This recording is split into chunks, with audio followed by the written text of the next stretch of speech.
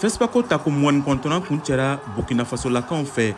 ni olu ka jabola ngana doye mi ye Dani Kuyate ale ka jami ye jonjon folo soro nanko etalon d'or yenenga oye katanga ye walima buntenu ka don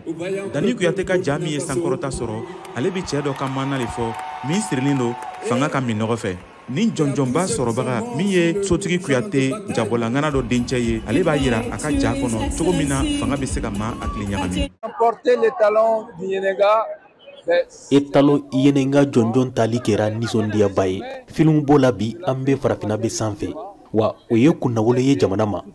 ne be tasibila kɛ ne wolofa ye Burkina Faso jabolaw bɛɛ ani mɔgɔ minnu ye nin baara in daminɛ anw ɲɛ an ka bonya b'u kan an ma ɲinɛ u kɔ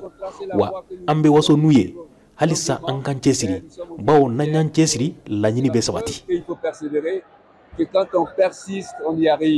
Jɔyɔrɔ filanan min ye étalon d'argent ye o taara di Somali ka cɛbɔ dɔ ma min tɔgɔ ko Mo Harawe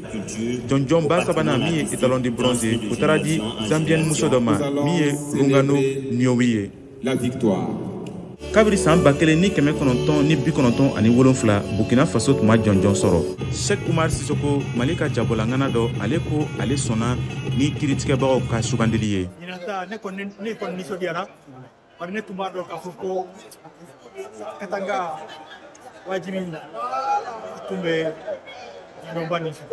Ni Fespaco in banni kɔ fasodenw bɛɛ sewara sabula baasi foyi ma sɔrɔ ara ka taa lankana sira kan Fidel Tamini ale ye Fespaco ɲɛbila ɲɛmaa ye. A bɛ fɛn kɛ ko mun kɛra ko an ye baara min bɛɛ préparé a ɲana an bolo ko activité bɛɛ tun bɛ Fespaco la an y'a bɛɛ kɛ problème ma sɔrɔ a la. Festivalier batan ani saba olu tun bɛ kɛnɛ kan minnu bɔra jamana 53 ra Nakisi Sabane min kolonnen no jabɔra ale bɔra Côte d'Ivoire jamana na. Anw bɛɛ bɛ Fespaco le kɔnɔ bɛɛ Afrique cɛman bɛɛ ka ɲɔgɔn sɔrɔ yɔrɔ de donc a tɛ se ka fɔ kɔ parce que an yɛrɛ ka ko de. Fespaco o tako 29 kɔni kuncɛra a tako 30 o bɛna kɛ février kalo tile 27 fo ka taa se mars kalo tile 6 ma san 2027 natara nin tun ye Kariya Tarawele kumakan ye ka bɔ Wagadugu Burkina Faso.